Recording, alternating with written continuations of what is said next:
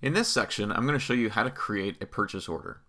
Rosy makes it really easy to export a purchase order so that you can send it to your product supplier for fulfillment. In order to create a new purchase order, you're going to go to Manage, Inventory, and Orders. This page will keep a record of all your open and placed and closed orders.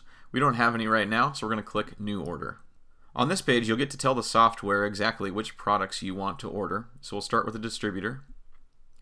And then product type, you can choose from retail only, professional only, and for this I'm going to do retail and professional. And then you can choose from the brands that you want in this purchase order.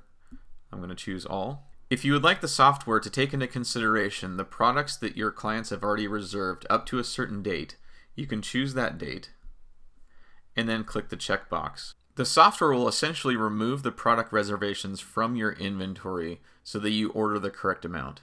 Once everything is complete on this page, you'll click Create Order.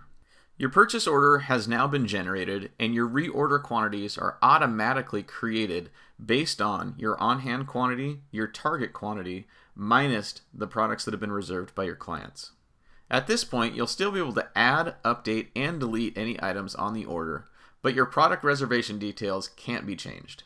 By default, the distributor is marked as none, so you'll want to select your distributor. Under the ordered column, you can manually change the order quantities. So I'm going to change this from 5 to 7 so that we order 7 of these anti-frizz shampoos. Once your order quantities are correct, you'll want to click Save.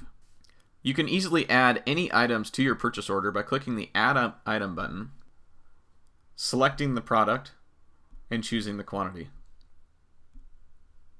After adding any additional items, you'll want to go to the bottom and save your changes.